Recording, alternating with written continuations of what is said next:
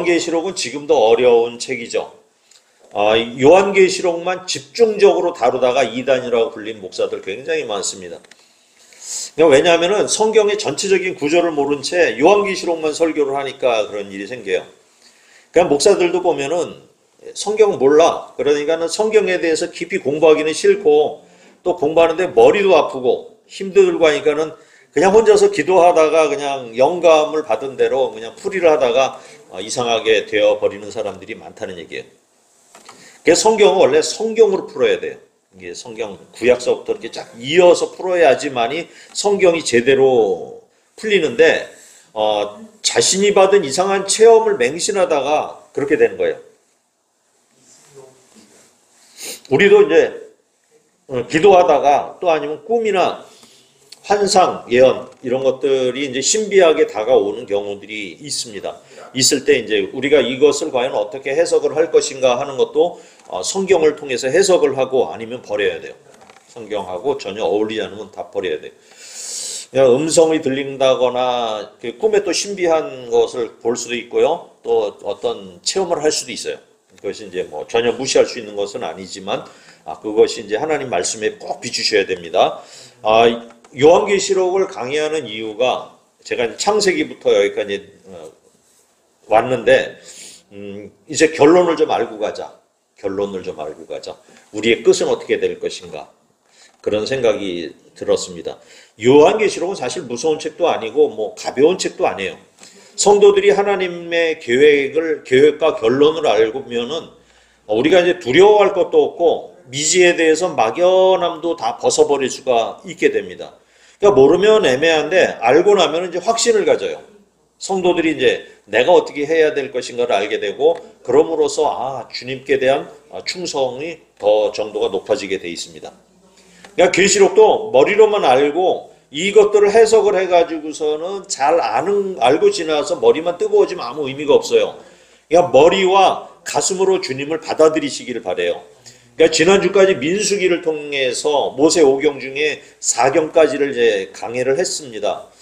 민수기는 신앙생활을 반영하는 거라고 그랬어요. 그래서 민수기의 그 백성들의 반역과 지도자의 잘못하는 모든 것들을 통해서 우리의 신앙생활을 한번 돌이키고 나도 그렇다라고 생각을 하라는 것이었죠.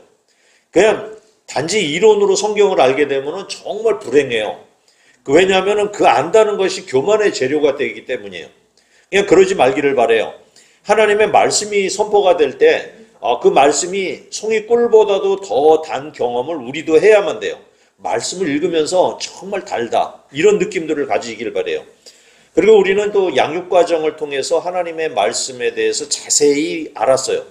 그 다음에 이 공동체가 왜 우리한테 큰 복인가, 축복인가 하는 것도 우리가 알게 됐어요. 그러니까 우리가 하나님 말씀을 듣고도 가슴이 좀 벅차오르는 기대가 되는 경험이 필요합니다. 그런 이런 경험을 한 사람들이 요한계시록을 보면서 그 안에 이제 푹 빠져 들어가게 될 것입니다. 양육 과정을 거치면서 은혜가 충만하고 함께 나눔을 한 시간이 우리 신앙생활 중에 반영이 되고 또 우리가 제자를 키워내는 성도가 되어서 우리 신앙생활의 열매가 맺어지기를 바라는 마음입니다. 초대교회는 초대교회의 세례를 받는다는 것은 죽는 것을 의미해서 죽음이었어요. 또 그 당시에 목사가 된다는 것은 순교는 기본 코스였어요.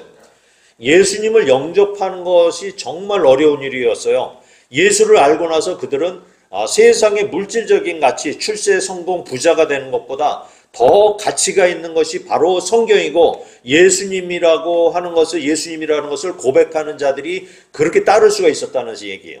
많은 그리스도인들이 자신의 지위나 명예, 권세, 부를 버리고 주를 따르면서 오늘 우리에게 복음이 전해진 것입니다. 그들에게 닥친 엄청난 핍박으로 예수를 부인하고 돌아간 자들도 있고요. 끝까지 순교를 하면서 주님을 위해 산 자들도 있었습니다. 그런 고통의 시간 속에서 요한계시록이라는 이 책이 희망이었고 소망이었고 환난을 버텨낼 수 있는 그런 원동력이었던 것입니다. 이제부터 요한계시록 전체적인 개요부터 오늘 설명을 드리겠습니다. 다음 그림을 넘겨주세요. 예, 요한입니다, 이 사람. 요한계시록은 사도 요한이 쓴 편지입니다. 그는 이제 기독교인들이 한참 핍박을 받던 시기, 로마의 10대 황제 도미티아누스 말기에 이걸 기록을 했어요. 당시 요한은 예수 믿는 자의 우두머리라는 이유로 반모섬에 유배가 되었던 시기였습니다. 성경이 쓰인 시기, 요한계시록이 쓰인 시기는 AD 95년, 96년경이었어요. 그러니까 AD 100년이 채 안 된 시기에서 박해가 너무 심한 시절에 이 요한계시록을 써지게 된 것입니다. 우리는 왜 요한계시록을 알아야 하는 이유를 갖다 몇 가지를 한번 따져보려고 그래요. 다음 페이지요.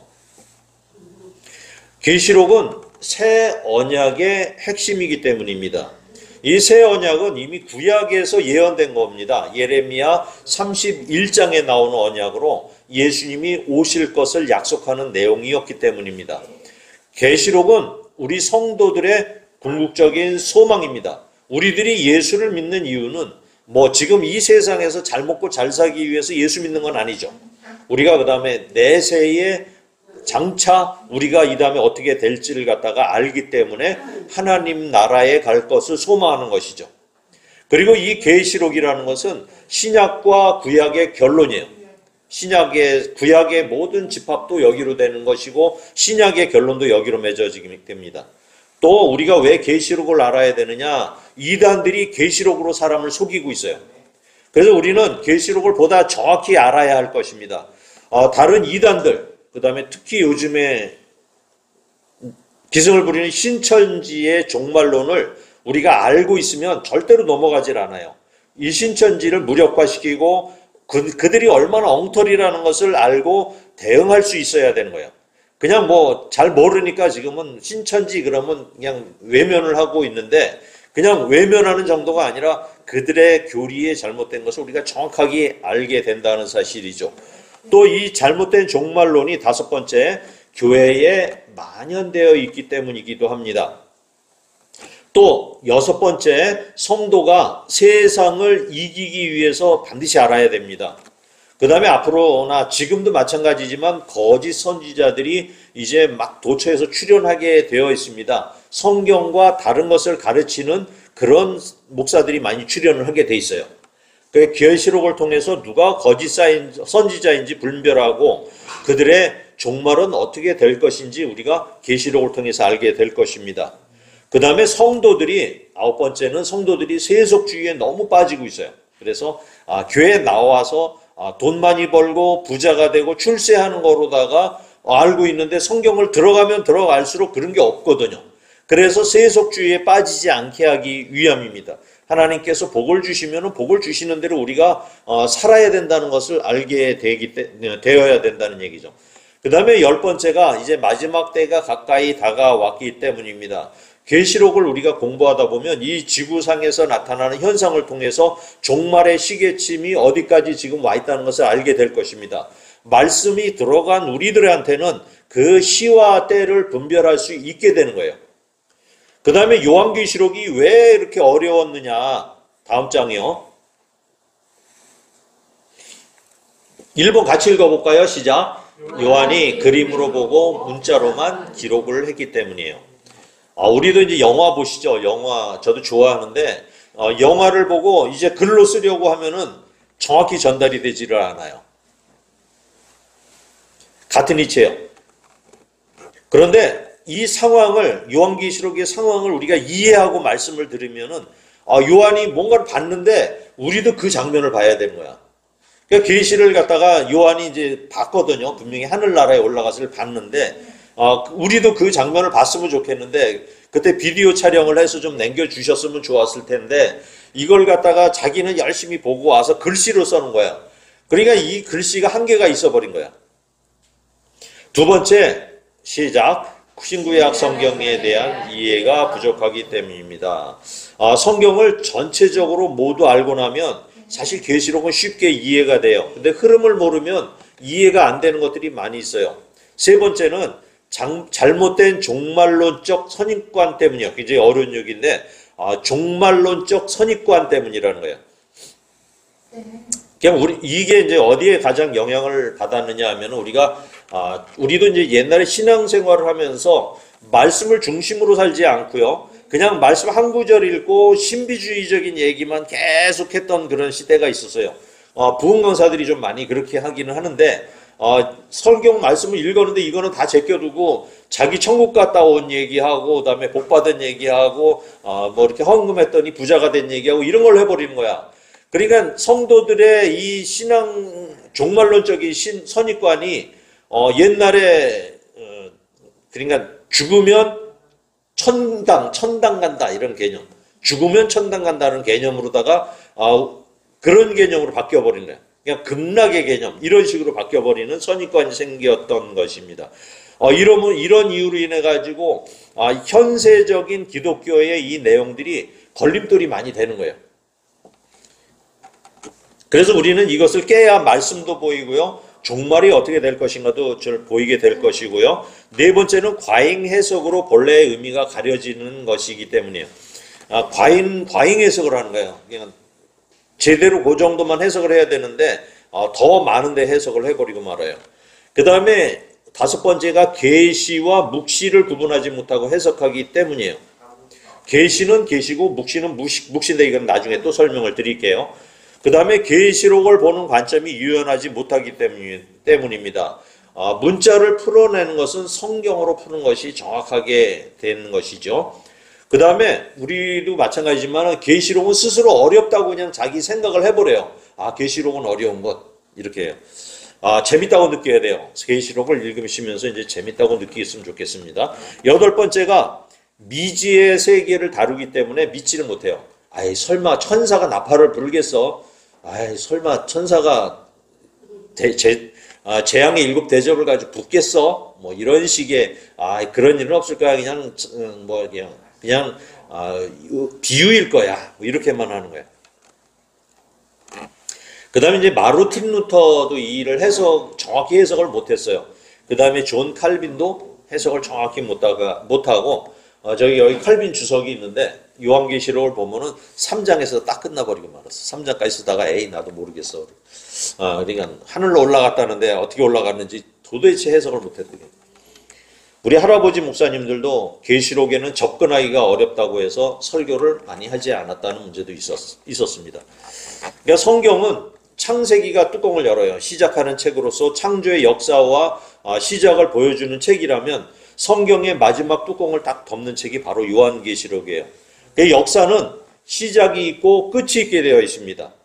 창조의 시작은 시간의 창조부터 시작이 되는 거예요. 근데 이 시간은 언젠가 끝이 있다는 거예요. 끝이 있다는 거예요. 그러면 그 마지막 뚜껑을 덮으면서 마무리 짓는 것이 바로 요한계시록입니다. 성경에는 계시도 있고 묵시도 있어요. 우리는 영적인 세계를 눈으로 볼 수도 없고요. 손으로 만질 수도 없는 세계예요. 그래서 사람들은 사람이 죽으면 어디로 가는가, 어떻게 사는가, 어떻게 되는가 하는 것에 대한 문제를 궁금해하기 시작했어요. 아무리 궁금하다고 하더라도 인간은 한계가 있어서 죽음 이후의 세계는 우리가 알 길이 없었습니다. 그래서 유대 문학의 장르로서 이제 묵시라는 것이 있어요. 묵시. 이 묵시는 예언에 속하면서 전달하려고 하는 예언의 내용이 강렬해요.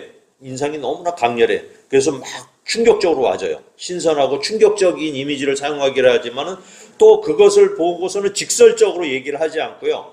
어떠한 특정한 형식을 이용해야지만이 그것이 해석이 되게 만들어져 있고 구체적이고 정확한 해석이 불가능한 거예요.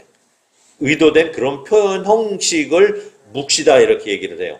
이 묵시는 고도의 상징성을 갖고 있고요. 난해하고 복잡성 등을 갖게 됩니다. 이것은 옥스퍼드 주석에 나오는 내용을 제가 발췌를 했습니다.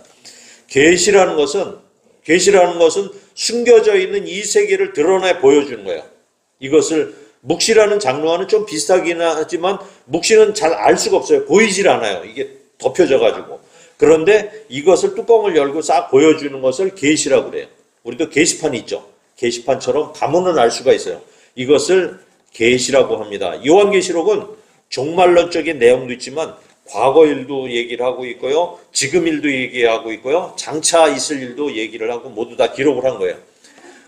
또 이 요한이 사도 요한이 이 편지를 묵시라고 하지를 않고 계시라고 얘기를 했어요. 자기가 직접 이건 계시다 밝혀서 자기가 모두 본 것을 다 기록했다 이렇게 얘기를 하고 있어요. 이것이 묵시와의 차이점이에요.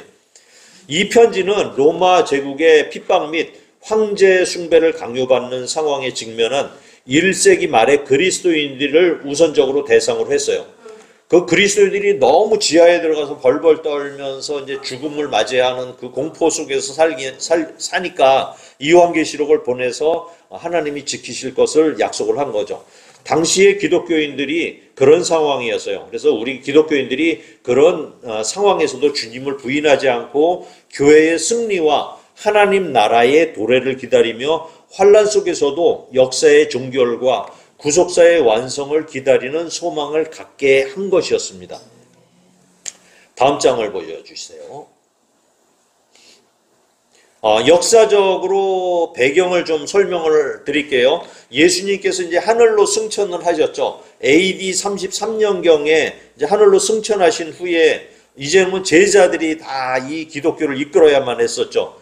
로마의 핍박으로 극심한 어려움이 처해졌고 그래도 처음에는 사도 바울이 유럽과 이 소아시아 지방을 전도를 하고 사도들이 세계 곳곳에 퍼져가지고 많은 그리스도인들이 생겨났습니다. 또 이 기독교라는 것이 박해를 받으면 받을수록 신앙을 고백하는 성도들이 늘어났고요. 로마의 황제들은 이 기독교인들이 점차 늘어나는 것에 대해서 두려워했고 박해를 더 심하게 높여갔던 거예요. 1번을 보니까 주 81년부터 96년까지 도미티아누스 황제가 로마를 다스리던 시기였습니다. 요한계시록에 쓰여질 당시의 시기를 말하는 거예요. 두 번째가 다른 사도들은 다 순교를 했어요. 11제자는 다 죽고 요한만 남아서 교회를 지키고 있었던 거예요. 세 번째가 1차 박해는 64년부터 68년까지 이때가 우리가 잘 아는 네로 황제가 핍박을 하던 시기고 그 다음에 얼마 후에 70년 AD 70년은 예루살렘이 함락이 되었고 예루살렘이 다 박살이 났어요. 성 돌까지 다 부서져 버린 거예요. 이로 인해서 성도들이 세계 각국으로 각각 뿔뿔이 흩어지기 시작했어요. 네 번째가 2차 박해는 90년부터 시작이 되어서 도미티아누스가 살해되기까지 96년까지 7년간을 박해를 받았던 거예요. 그는 이제 기독교인들이 자기의 정적이고 도전하는 세력이라고 판단을 했지만 정작 자기를 죽이려는 세력은 부인이었어요. 다음 장, 다섯 번째는 같이 읽어볼까요? 시작.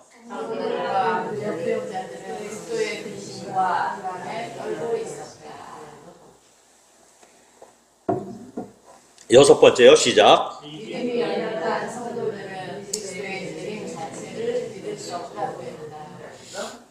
네, 이렇게 고난을 당하는 교회라면 하나님은 안 계실 거야 이렇게 생각하는 사람들이 많았었다는 얘기죠. 7번이요. 시작. 어떤 성도들은 주님께서 재림하실 때가 임박한다고 속단하시되 네, 어떤 성도들은 이렇게 핍박이 심하니까 주님이 곧 재림하실 것이다 이렇게 하는 사람도 있고 교회가 이게 뭐야 하는 사람도 있었다는 얘기죠. 8번이요. 시작. 이와 같이 메시아 재림에 대한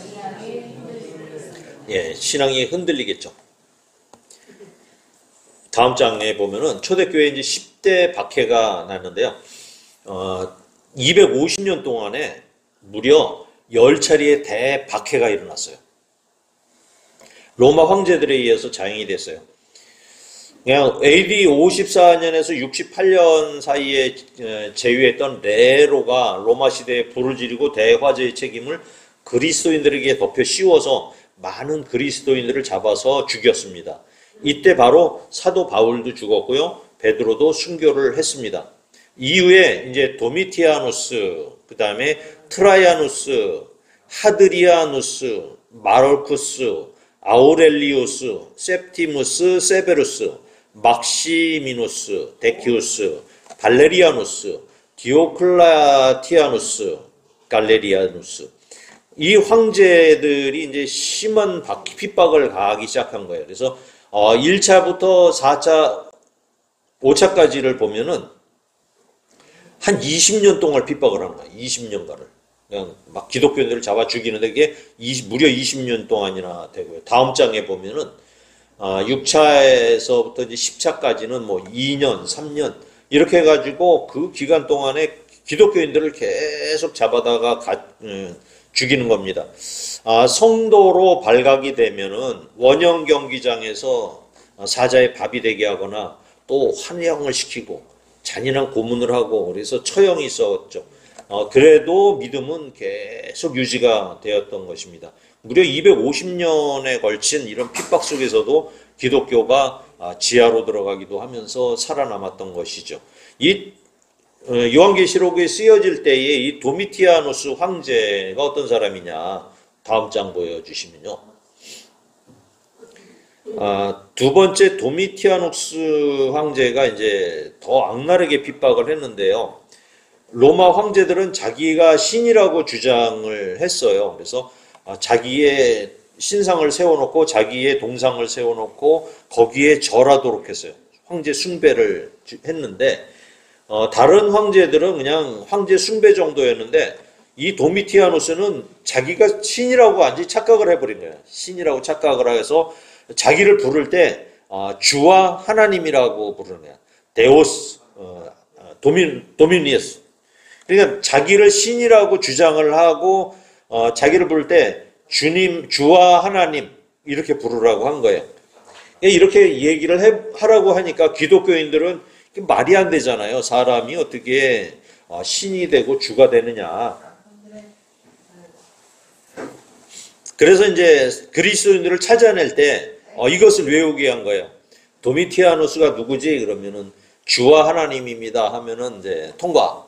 근데 기독교인들은 입으로 이거를 못 하거든요. 그러니까 그걸 못 하고 머뭇거리면 너 이쪽으로 가서 오게 가서 죽여요. 그렇게 찾아내고 막 그랬어요. 그 신전도 세웠고요. 그래서 요 당시에 요한계시록 2장 13절에 나오는 안디바라는 사람이 이제 죽임을 당하기도 하고요. 사도 요한은 반모섬에 이제 유배도 시켰던 것이죠.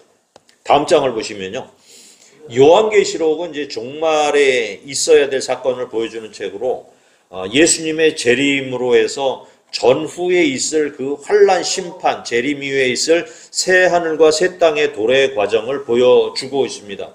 계시록은 과거, 현재, 미래로 3분해요. 그래서 1장 1절에서 20절까지는 네가 본 것, 과거를 얘기하고요. 2장 3장을 지금 있는 일, 그 다음에 6장에서 22장을 미래에 있는 일.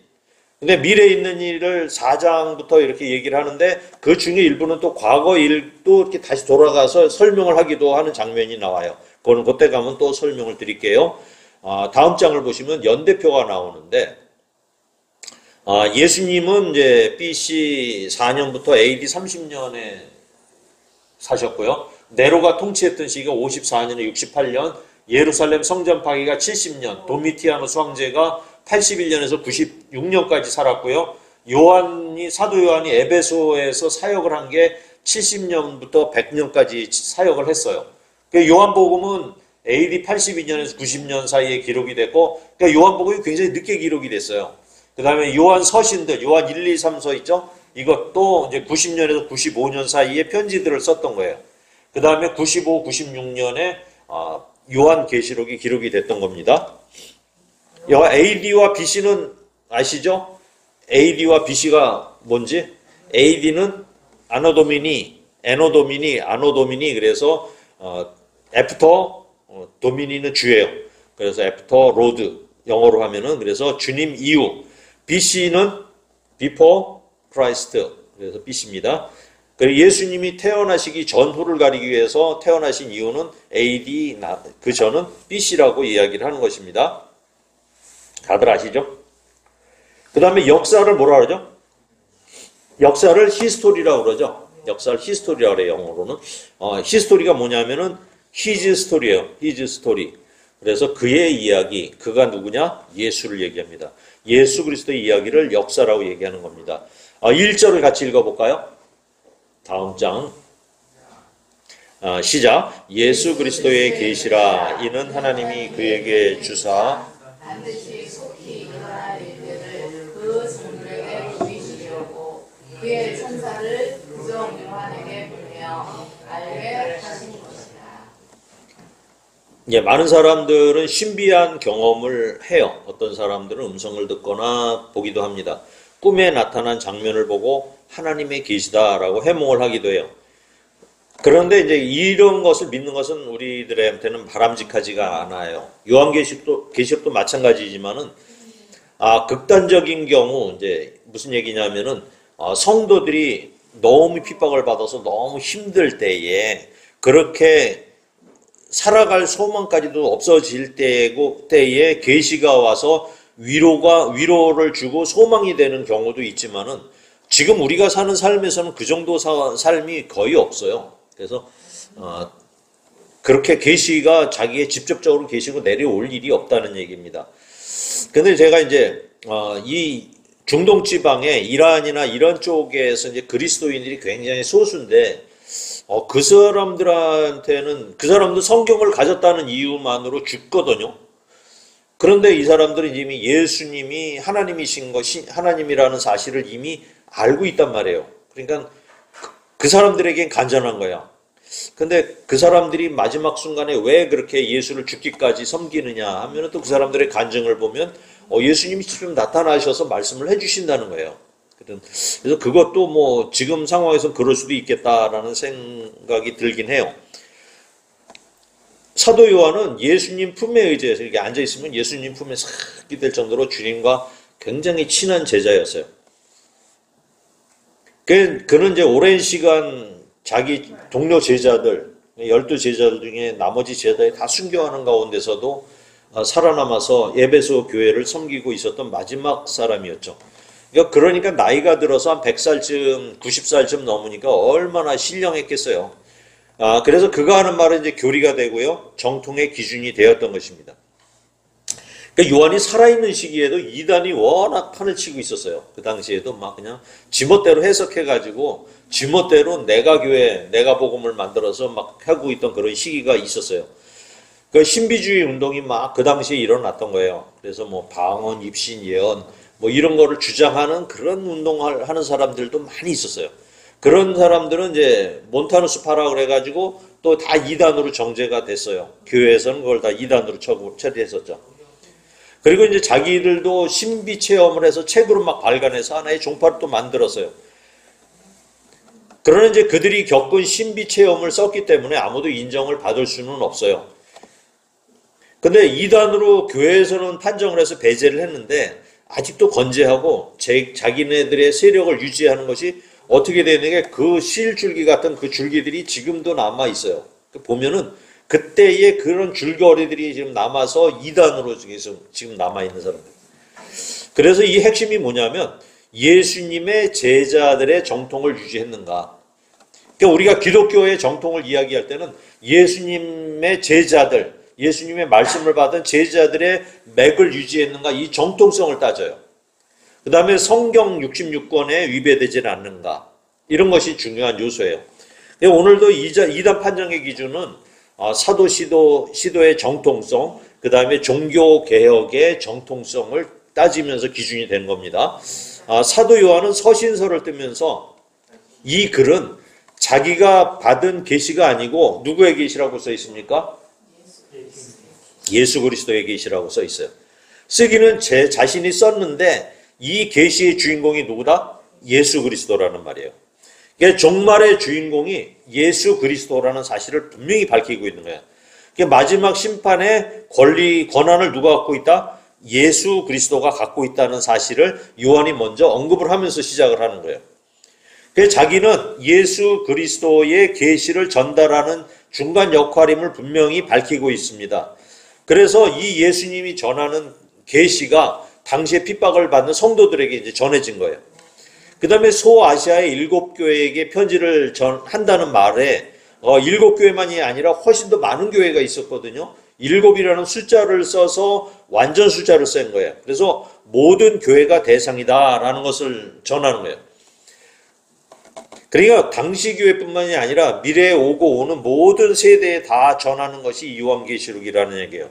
교회의 종류를 댈 때 우주적인 교회라는 얘기도 우리가 하고 있어요.